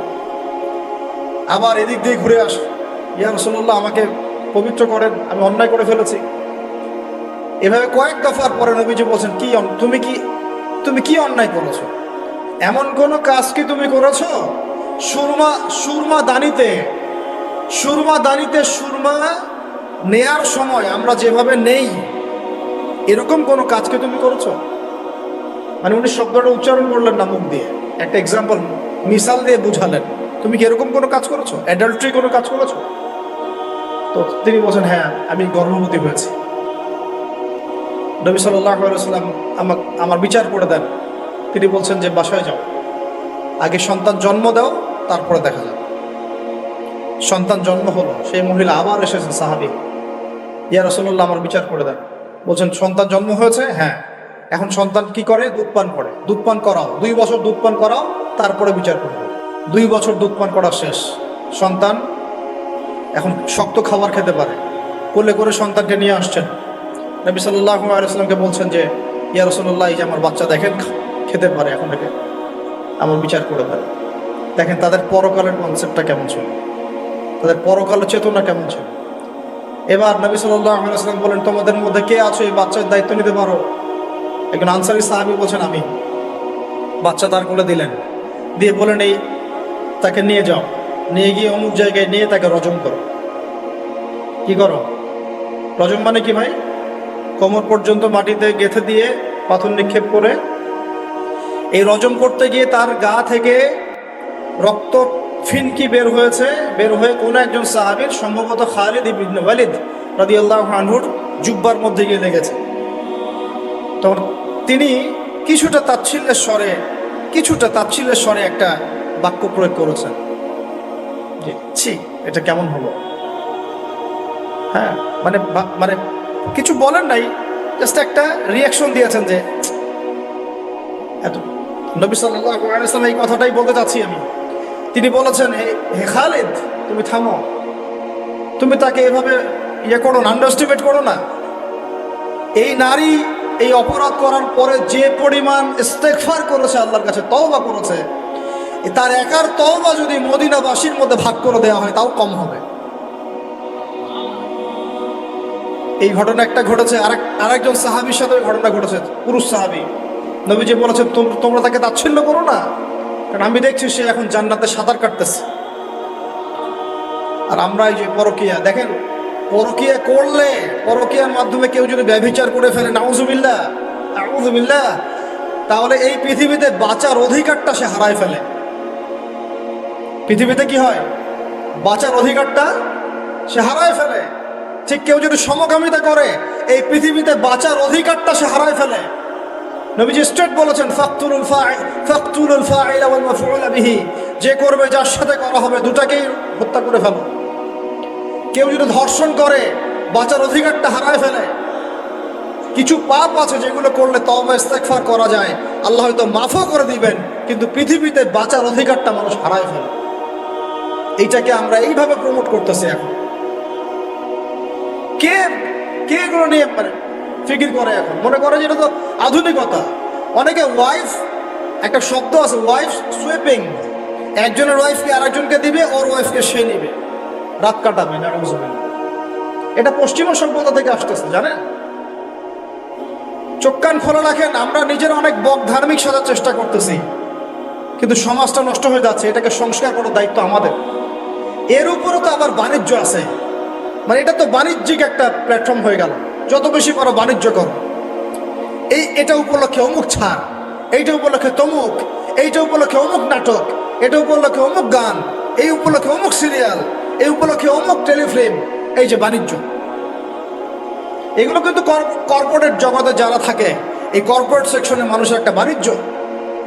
একটা দিবসকে উৎসব কেন্দ্র করে বিশাল একটা বাণিজ্য করে আপনার ইমান আমল কোথায় যায়? যা কোর পকেটে টাকা আসলে হল। আল্লাহ রাব্বুল আলামিন আমাদের সবাইকে এই চলমান জাহেলিয়াতগুলোর বাস্তবতা বোঝার তৌফিক দান করেন। অনেক কথা ভাই, বলতে গেলে অনেক কথা, আর একদিনের কথা বলবো।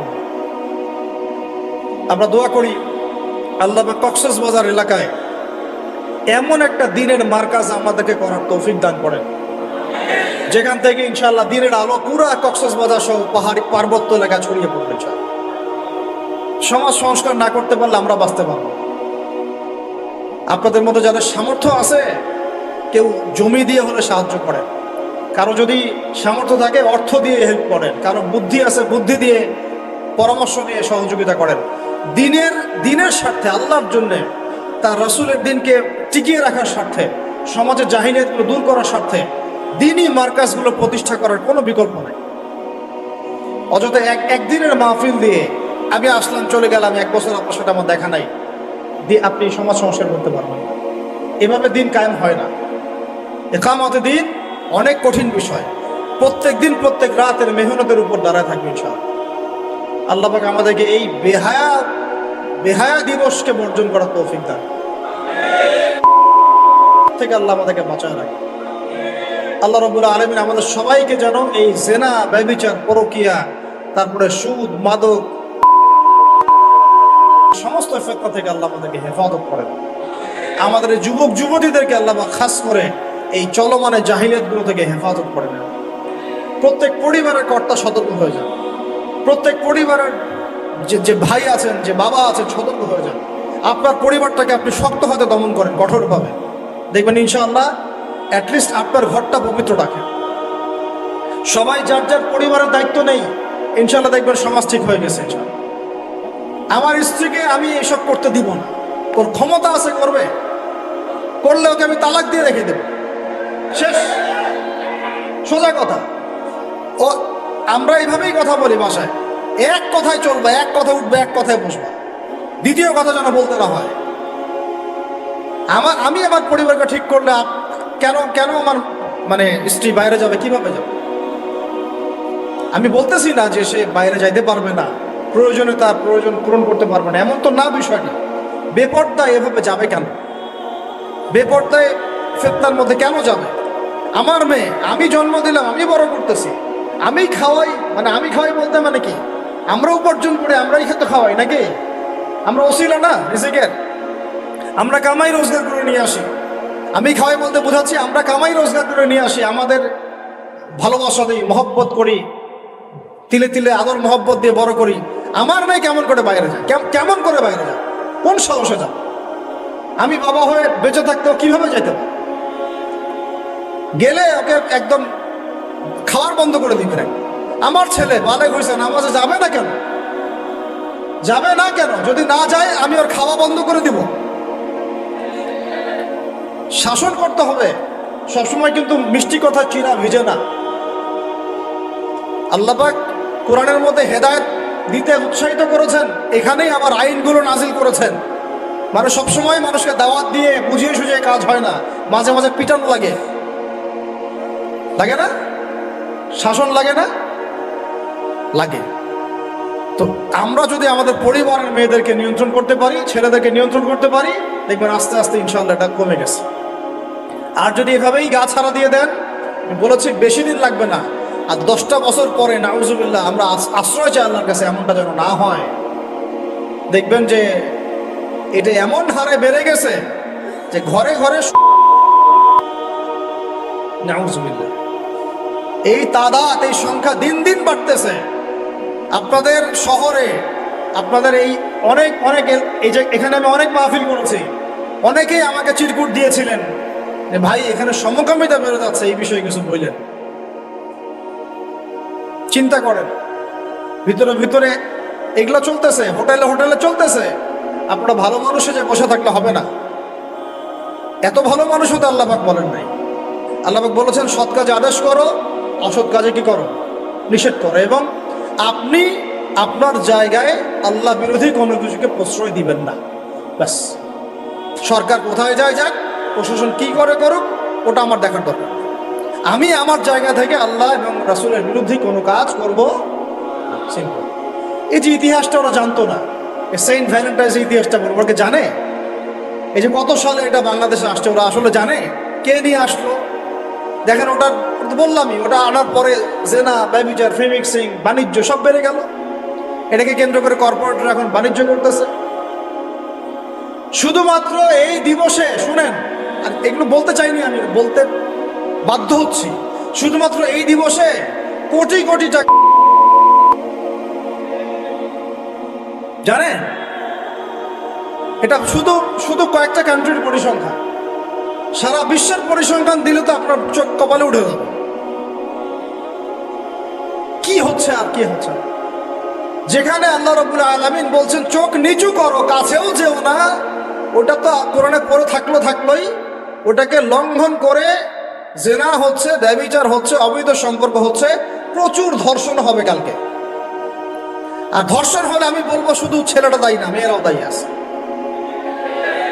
তোমাকে মাহরাম ছাড়া কে বের হইতে বলছে?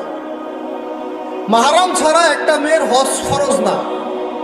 মনে করেন আপনার ঘরে একজন মহিলা আছেন যার মাহরাম নাই, তার উপর হজই ফরজ হয় নাই।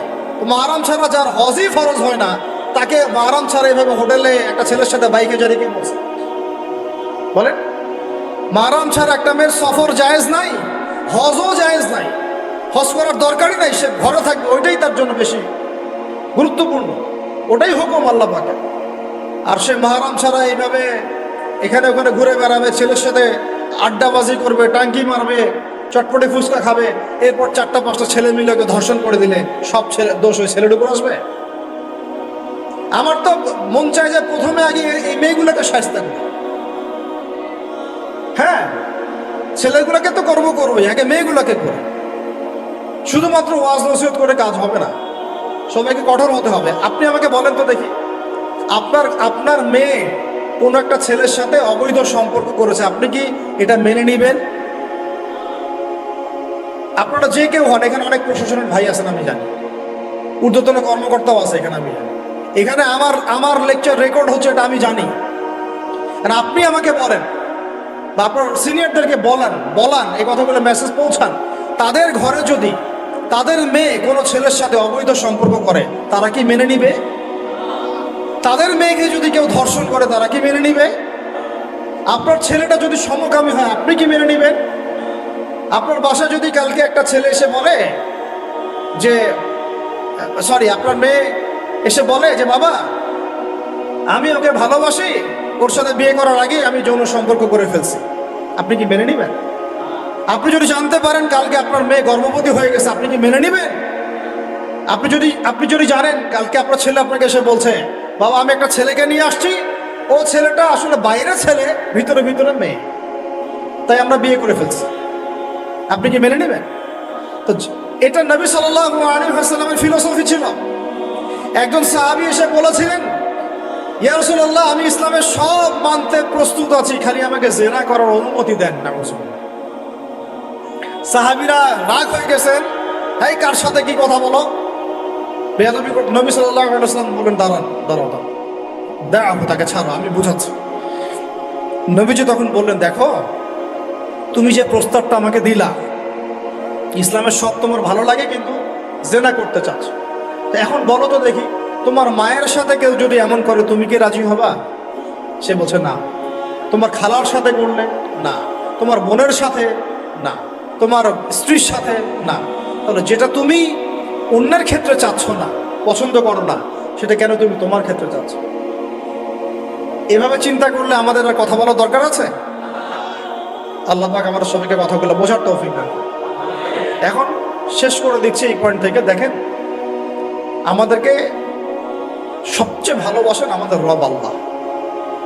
সত্যিকারের ভালোবাসার ডেফিনেশনটা হচ্ছে যে আপনি নিঃস্বার্থভাবে কাউকে ভালোবাসেন। আমাদের আশপাশে যারা আছে, যারা হালাল, ইভেন হালাল, আমার মা, আমার বোন, আমার বাবা, আমার স্ত্রী, আমার ছেলে, আমার মেয়ে, এদেরও যদি কখনো স্বার্থে আঘাত পড়ে, দেখবেন সেও আপনার পাশ থেকে সরে যাচ্ছে। এমন হয় নাই কখনো?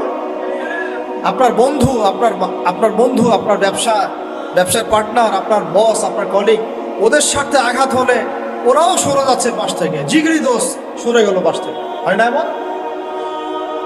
ভালোবাসা দুই প্রকার। বলেন কয় প্রকার? আমার সাথে বলেন, এখানে শেষ করে দিব 10টা মিনিট। ভালোবাসা কয় প্রকার? একটা হচ্ছে নিঃস্বার্থ ভালোবাসা। কি স্বার্থ? কোনো স্বার্থ নাই, নিঃস্বার্থভাবে ভালোবাসা। একটা হচ্ছে কোনো না কোনো স্বার্থ জড়িত আছে এমন ভালোবাসা। আপনার স্ত্রীর চাহিদাও যদি আপনি পূরণ করতে ব্যর্থ হন, দেখবেন স্ত্রীর সাথে আপনার গন্ডগোল লেগে যাচ্ছে, যদিও সে হালাল বৈধ। তাই না? এমন হয় না অনেক সময়? আমি তো অনেকদিন বলেছি, অনেকদিন আগেও বলেছি, 5 বছর 6 বছর আগে, যে মানুষ আসলেই মানুষের অবস্থানকে মূল্যায়ন করে। ভিতর থেকে মানুষকে শুধু মূল্যায়ন করে আল্লাহ রাব্বুল আলামিন। না হলে কি হতো? এই যে এত অন্যায় আমরা করেছি, আল্লাহ পাক কি আমাদেরকে ছেড়ে দিয়েছেন, ফেলে দিয়েছেন, গজবে ধ্বংস করে দিয়েছেন? এই যে আল্লাহ পাক যে আমাদেরকে মহব্বত করেন, ভালোবাসেন, তার প্রমাণে আল্লাহ পাক চান যে আমরা যেন ফিরে আসি। আল্লাহ পাক বলছেন, সারা দুনিয়ার সমান গোনাও যদি সে করে ফেলে, আসমানের সমানও গোনা করে ফেলে, খালি তওবা করে ফিরে আল্লাহকে বলবে, আস্তাগফিরুল্লাহাল্লাযী লা ইলাহা ইল্লা হুয়াল হাইয়ুল কাইয়্যুম ওয়া আতুবু ইলাইহি। আল্লাহ পাক বলছেন, খালেস তওবা করলে গোনা তো মাফ করে দিবই, আগের গোনাগুলোকে নেকি দিয়ে পরিবর্তন করে দেব। ভালোবাসা না? আল্লাহ পাক সৃষ্টি করেছেন আমাদেরকে ভালোবেসে। কোরআন খোলেন, সূরা সাদ পড়েন, সূরা সাদের মধ্যে দেখবেন আল্লাহ বলছেন, খালাকতু বিয়াদি মা মানাআকা আল্লা তাসজুদা খালাকতু বিয়াদাই। মানে তুমি ইবলিস কেন তাকে সিজদা করলা না যাকে আমি নিজ হাতে সৃষ্টি করেছি? এটা মহব্বতের বহিঃপ্রকাশ না? আল্লাহ আমাদেরকে নিজ হাতে সৃষ্টি করেছেন। আল্লাহ পাকের হাত কেমন এটা আমরা ব্যাখ্যা করতে যাব না। এর হাতের অর্থ কি সেটাও ব্যাখ্যা করার, তাওয়িল করার দরকার নাই। কোরআনে আসছে যেভাবে সেভাবে আমরা ঈমান রাখবো, ঠিক আছে ভাই? এখানে আবার অনেক তালগুল বাগায় ফেলে, বিভ্রান্ত হয়ে যায়, এদিকে যাওয়ার দরকার নেই। এখানে বোঝানো হচ্ছে আল্লাহ রাব্বুল আলামিন আমাদেরকে মহব্বত করে সৃষ্টি করেছে। এই পুরো সৃষ্টি জগৎটাই তো আল্লাহর মহব্বতের বহিঃপ্রকাশ। সবকিছু এত নিপুণভাবে চলতেছে, এটা মহব্বতের বহিঃপ্রকাশ না? আমি আপনাদেরকে নিয়ে যদি কোনোদিন কক্সবাজারের সৈকতে তারা দেখাতে পারতাম, তাহলে আমি বুঝাইতে পারতাম আপনাদেরকে যে এই মহাবিশ্বটা ঠিকই আছে কিভাবে। তারার মধ্যে একটা গাণিতিক ক্যালকুলেশন আছে যেটা সবাই জানে না। যারা একটু অ্যাস্ট্রোনমি নিয়ে পড়াশোনা করেছে তারা জানে।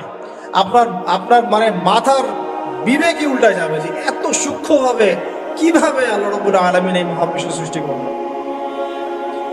এক চুল এদিক ওদিক হলে পুরো বিশ্ব কায়নাত ধ্বংস হয়ে যায়। এটা কি আল্লাহ পাকের মহব্বতের বহিঃপ্রকাশ না? আল্লাহ পাক তো বরং বলেছেন পুরো সৃষ্টি পরিবারটাই আল্লাহর আহাল, আল্লাহর পরিবারের অন্তর্ভুক্ত। সুবহানাল্লাহ। এমনকি আল্লাহ পাক আমাদেরকে বলেছেন, তোমরা জমিনবাসীর সবার উপর রহম করো। ইরহামু মান ফিল আরদ ইয়ারহামুকুম মান ফিস সামা। তোমরা সবার উপর রহম করো, দয়া করো। দয়া, রহম এটা তো মহব্বতের একটা অংশ।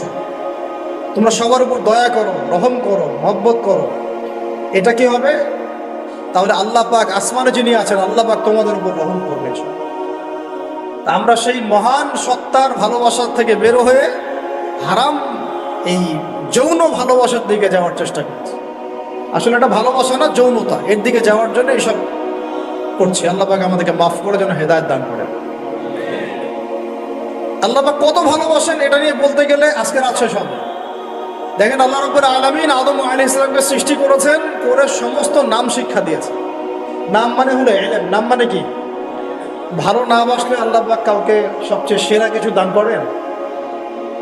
সূরা ৩ আল্লাহ পাক কি বলেছেন? ওয়াতিন ওয়াজ জাইতুন, এগুলো শপথ করে, লাকাদ খালাকনাল ইনসানা ফি আহসানি তাকওয়িম। মানুষকে সবচেয়ে শ্রেষ্ঠ কাঠামো আল্লাহ পাক দিয়েছে, দেন নাই?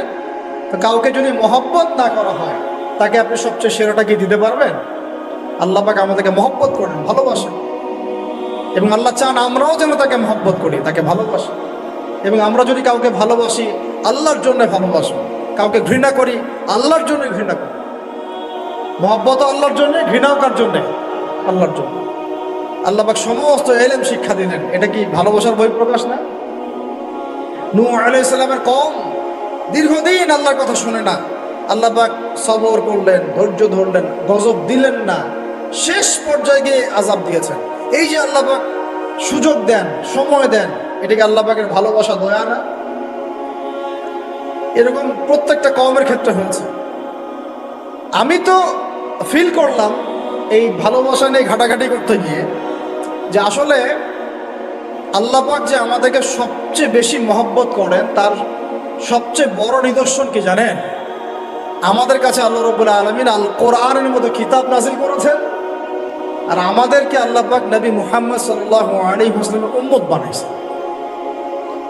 আল্লাহ পাক যে নবী মুহাম্মদ সাল্লাল্লাহু আলাইহি ওয়াসাল্লামকে এই দুনিয়াতে পাঠিয়েছেন না, এটাই সবচেয়ে বড় মহব্বত, সবচেয়ে বড় রহমত। কারণ তার সুন্নতে এমন কিছু নাই যেটা আপনি খুঁজে পাবেন না। আর তিনি আমাদেরকে যে মহব্বত করতেন, মুহাম্মদ সাল্লাল্লাহু আলাইহি ওয়াসাল্লাম আমাদেরকে যে মহব্বত করতেন, তিনি আমাদেরকে বলতেন যে আমরা তার ভাই। আমরা তার কি ভাই? মানে কি মায়ের পেটের ভাই? এটা বোঝানো হয়নি। একটা হাদিসে তিনি বলেছেন আমি তো পিতৃতুল্য। তার মানে কি সত্যি সত্যি বাবা সন্তানের সম্পর্ক? রুহানি পিতা। তিনি কি ইমাম নন? তিনি ইমাম, তিনি নেতা, তিনি আমাদের শিক্ষক, তিনি নবী। তো তিনি আমাদেরকে যে মহব্বত করতেন, তিনি একদিন বলছিলেন নবী সাহাবীদের সামনে, কাশ আমি যদি আমার ভাইদেরকে দেখতে পেতাম। সাহাবীরা বলছেন ইয়া রাসূলুল্লাহ আমরা কি আপনার ভাই না? তখন নবীজি বলছেন না, তোমরা আমার সাহাবী। আমার ভাই তারা যারা আমাকে না দেখেই আমার প্রতি ঈমান নিয়ে আসবে। তিনি আমাদেরকে মহব্বত করেন না? তিনটা চান্স, তিনটা দোয়া করার সুযোগ দিয়েছেন আল্লাহ পাক প্রত্যেক নবীকেই, সব নবীকে। এই অনেকে বলে 1,24,000, কেউ 2,24,000 বলে, সংখ্যাটা কত আল্লাহ ভালো জানেন। প্রত্যেক নবীকে আল্লাহ পাক তিনটা দোয়া করার সুযোগ দিয়েছেন। কয়টা ভাই? সবাই দুনিয়াতেই তিনটা দোয়া করে ফেলছে। নবী সাল্লাল্লাহু আলাইহি ওয়াসাল্লাম স্পেশাল একটা দোয়া, ভুল বললাম, এখানে একটু ভুল হয়ে গেছে। তিনটা দোয়া না, প্রত্যেক নবীকে আল্লাহ পাক একটা দোয়া করার চান্স দিয়েছে। কয়টা ভাই? এমন একটা দোয়া যেটা করলে আল্লাহ পাক কবুল করবেনই করবেন। করলে আল্লাহ পাক কি করবেন? অবশ্যই কবুল করবেন। নবী সাল্লাল্লাহু আলাইহি ওয়াসাল্লাম বলছেন যে সমস্ত নবী এই দোয়াটা পৃথিবীতে করে ফেলেছে। আমি এই দোয়াটাকে মুলতবি রেখেছি যে কাল কিয়ামতের মাঠে আমি আমার উম্মতের জন্য সুপারিশ করব এবং নবী সাল্লাল্লাহু আলাইহি ওয়াসাল্লামের সুপারিশে বহু কবিরা গুনাহগার মুসলমান যারা জাহান্নামের ফয়সালা হয়ে গেছে তাদেরকে আল্লাহ পাক কিছুটা শাস্তি ভোগ করালে হলেও আবার জান্নাতে নিয়ে আসবে। তো তিনি আমাদেরকে মহব্বত করেন না? করতেন না? চিন্তা করে তাহলে আমরা তার দিনকে কি মহব্বত করলাম, আমরা তার হুকুম হাকামের বিধিবিধান সুন্নতে কি মহব্বত করলাম? চিন্তা করেন। একটা হাদিসে নবীজি স্পষ্ট করে বলছেন এটা আমাদের জন্য একটা কষ্টি পাথর। এটা একটা কি কষ্টি পাথর। তিনি বলছেন লা ইউমিনু আহাদুকুম, তোমাদের মধ্যে কেউ মুমিন হইতে পারবে না। কি হইতে পারবে না? মানে প্রকৃত মুমিন হইতেই পারবে না তোমরা। হে আমার উম্মত, তোমাদের মধ্যে কেউ প্রকৃত মুমিন হইতেই পারবে না যতক্ষণ না হাত্তা আকুনা আহাব্বা ইলাইহি মিন ওয়ালিদিহি ওয়া ওয়ালাদিহি ওয়ান নাসি আজমাইন, যতক্ষণ না আমি মুহাম্মদ সাল্লাল্লাহু আলাইহি ওয়াসাল্লাম তোমাদের কাছে নিজের কি সন্তান, নিজের বাবা মা এবং সমস্ত মানব জাতির থেকে বেশি প্রিয় না হচ্ছে। হাদিসটা আবার বলি, নবীজি বলছেন কেউ ততক্ষণ পর্যন্ত প্রকৃত মুমিন হতে পারবে না যতক্ষণ না আমি মুহাম্মদ সাল্লাল্লাহু আলাইহি ওয়াসাল্লাম তার কাছে তার সন্তান, তার পিতা, এমনকি সমস্ত মানব জাতি থেকে বেশি প্রিয় না হচ্ছে। আর আমরা যারা আগামীকালকে এইটার প্রিপারেশন নিয়েছি, আসলে কি আমাদের কাছে নবী প্রিয় বেশি না আমাদের দুনিয়ার স্বার্থ বেশি প্রিয়? যারা এগুলো করবে তাদের কাছে কি সত্যিই নবী প্রিয়? তাহলে তারা করতে পারতো না। যদি নবী আমাদের কাছে সবচেয়ে বেশি প্রিয় না হয় আমরা মুমিন হতে পারছি না। আর যাদের কাছে নবী প্রিয় তারা কখনো এমন হারাম কাজে যেতে পারবে না। যারা যাচ্ছে তারা কখনোই নবীকে ভালোবাসে না, কোশ্চিন কালেম। শোনেন, ওমর রাদিয়াল্লাহু আনহু নাম শুনেন নাই? বললে অনেক কথা ভাই, অনেক কথা, কোনটা রেখে কোনটা বলে। ওমর রাদিয়াল্লাহু আনহু একদিন এসে বলছেন, খলিফাতুল মুসলিমিন, মুসলিমদের তিনি খলিফা। জান্নাতের সুসংবাদপ্রাপ্ত 10 জন সাহাবীর একজন। জান্নাতের সার্টিফিকেট পেয়েছেন পৃথিবীতে কয়জন সাহাবী? একটা হাদিসে একসাথে 10 জন, ওই 10 জনের অন্যতম একজন, যিনি এমন শাসন ব্যবস্থা পৃথিবীতে প্রতিষ্ঠা করেছিলেন যার মতো মিসাল এখন পর্যন্ত পৃথিবীতে আর দেখা যায় নাই। একটা হাদিসে আসছে, যে রাস্তা দিয়ে ওমর হাঁটে ওই রাস্তা দিয়ে শয়তান হাঁটে না। কি বুঝলেন? শয়তান যদি দেখে ওই যে ওমর, ও আর ওই যাবেন ওই রাস্তা। এই হচ্ছে ওমর ইবনে খাত্তাব। আমার পরে কোনো নবী নাই, নবীজি বলছেন আমার পরে কোনো নবী নাই, লা নবিয়্যা বা'দি, আমার পরে কোনো নবী নাই। যদি হতো তাহলে ওমর হতো, যদি হতো তাহলে ওমর হতো। অন্য একটা হাদিসে আসছে, আমার পরে কোনো নবী নাই, তবে তুমি আমার, এটা অন্য সাহাবী সম্পর্কে, আলী ইবনে আবি তালিব সম্পর্কে, তুমি আমার জীবনে তেমন মূসার জীবনে হারুন ছিল যেমন। এটা হচ্ছে আলী ইবনে আবি তালিব। তো এখানে কথা হচ্ছে, ওমর রাদিয়াল্লাহু আনহুর মতো মানুষ নবীর কাছে এসে বলছেন সাল্লাল্লাহু আলাইহি ওয়াসাল্লাম, ইয়া রাসূলুল্লাহ ওয়াল্লাহি লা উহিব্বুক, আল্লাহর কসম করে বলছে আমি আপনাকে অনেক মহব্বত করি, ইল্লা মিন নাফসি, আমার নফসের চেয়ে বেশি না। মানে আমি আমার জানের চাইতে আপনাকে বেশি মহব্বত করি না। কথা কি বুঝতে পারতেন কি? মানে আমি আপনাকে অনেক মহব্বত করি ইয়া রাসূলুল্লাহ, সব কিছু থেকে বেশি মহব্বত করি, কিন্তু আমার নিজের জানের চেয়ে বেশি না। নবী সাল্লাল্লাহু আলাইহি ওয়াসাল্লাম বলেন, লা ইয়া উমর, এখনো মুমিন হওনি উমর। কাকে বলছেন? কাকে বলছেন? জান্নাতের সার্টিফিকেট প্রাপ্ত একজন মানুষকে, লা ইয়া উমর, এখনো হওনি। তখন নবী সাল্লাল্লাহু আলাইহি ওয়াসাল্লামকে তিনি একটু পরে আবার বলছেন, এখন থেকে আপনি আমার কাছে সবচেয়ে বেশি প্রিয় সবকিছু থেকে, এমনকি আমার নফসের থেকেও বেশি প্রিয়। তখন নবীজি বলছেন, এখন তুমি মুমিন হলে। তাহলে যারা আমরা নবীর সুন্নতের খেলাফ এইসব অপসংস্কৃতি, নোংরামি, জেনা, ব্যভিচার, কনসার্ট, নাটক, সিনেমা, পরকিয়া, এইসব তথাকথিত ভালোবাসা দিবস, এই জেনা দিবসগুলো পালন করছি, আমরা কি আসলেই নবীকে ভালোবাসি? আমরা কি সত্যি আল্লাহকে ভালোবাসি? আল্লাহ পাক আমাদেরকে বোঝার তৌফিক দান করেন না, জাহিলিয়াত থেকে ফিরে আসার তৌফিক দান করেন। এরকম প্রচুর ঘটনা। ভালোবাসা তো এগুলোর নাম। ভালোবাসা কাকে বলে জানেন? সাহাবীরা বাসায় যেতেন, আবার দৌড় দিয়ে আসতেন নবী সাল্লাল্লাহু আলাইহি ওয়াসাল্লামের চেহারাটা একটু দেখার জন্য। এটা নাম ভালোবাসা। আপনারা যদি উমরা করতে যান, হজ করতে যান, দেখবেন বারবার আপনার নবীর রওজায় গিয়ে সালাম দিতে মন চাইবে, যে আরেকবার দেখা করে আসি, আরেকটু দেখা করে আসি, আরেকবার সালাম দিয়ে আসি। ভালোবাসা, কোনো স্বার্থ আছে এখানে? নবী সাল্লাল্লাহু আলাইহি ওয়াসাল্লাম কি আমাদের কাছে কোনো স্বার্থ দাবি করেছেন? আল্লাহ করেছেন। এগুলো ভালোবাসা। এই ভালোবাসা হলো প্রকৃত ভালোবাসা। আর এগুলো যেটা চলছে এটা হচ্ছে যৌনতা। এগুলো কি চলছে? যৌনতা। ভালোবাসার নাম দিয়েছে এখন যৌনতা। এগুলো ভালোবাসা না, এগুলো পাশবিকতা, প্রবৃত্তির দাসত্ব। প্রবৃত্তি মানে মন যা চায় তাই করতে যাচ্ছে। আপনার মন চাইছে একটা মেয়ের সাথে রাত কাটাবেন, এটাকে আপনি ভালোবাসা নাম দিলেন, কিন্তু এটা হচ্ছে ভালোবাসা না, এটা কি প্রবৃত্তি, পশুত্ব, দাসত্ব, পশুত্বের দাসত্ব করছেন। আল্লাহ পাক আমাদেরকে কথাগুলো বোঝার তৌফিক দান। এরকম সাহাবীরা কত ত্যাগ করেছেন। তালহা রাদিয়াল্লাহু আনহুর নাম শুনেন না অনেকে। নবী সাল্লাল্লাহু আলাইহি ওয়াসাল্লাম উহুদ যুদ্ধের দিন সংকটময় একটা অবস্থায় ছিলেন। তালহা রাদিয়াল্লাহু আনহু একা নবী সাল্লাল্লাহু আলাইহি ওয়াসাল্লামকে ঢাল হিসেবে পিঠ পেতে দিয়ে আসেন, উনার দিকে কোনো তীর যেন আসতে না পারে। শেষে দেখা গেল তার গায়ের মধ্যে 40 থেকে 50টা তরোয়ারের আঘাত আছে, তীরের খোঁচা আছে, বর্ষার খোঁচা আছে। এই অবস্থায় তিনি নবীকে কাঁধের মধ্যে নিয়ে উহুদ পাহাড়ে উঠেছেন নবীকে সেভ করার জন্য। এটা ভালোবাসা। এটা কি? কোন স্বার্থে? কিসের স্বার্থে? দুনিয়ার স্বার্থে? জান্নাতের স্বার্থে। একজন সাহাবী বাড়ি নির্মাণ করেছেন, তো নবী সাল্লাল্লাহু আলাইহি ওয়াসাল্লাম দেখে একটু খালি, মানে হয় না তুমি কে, কার বাড়ি এটা? বললেন আচ্ছা অমুক সাহাবীর বাড়ি। নবীজি একটু ভ্রু কুঞ্চিত করলেন, পছন্দ করলেন না, কিছু মুখে বলেন নাই, মুখে কিছু বলেন নাই, খালি একটু অসন্তুষ্ট হয়েছেন, এক্সপ্রেশন দেখতে বোঝা যাচ্ছে।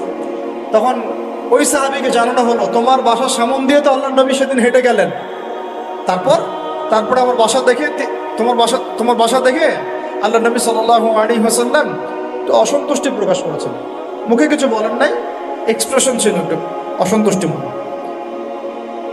3 দিনের মধ্যে সেই বাড়ি ভেঙে গুড়িয়ে দিয়েছে। যে বাসা দেখে আল্লাহ নবী সন্তুষ্ট হন না, আমি বাসা রাখবই না। ভালোবাসা কিসের জন্য? কার জন্য? কার স্বার্থে বলেন? আল্লাহর জন্য, জান্নাতের জন্য, আল্লাহর স্বার্থে, আল্লাহর জন্য। কতগুলো বলে শেষ করবো আপনাদেরকে।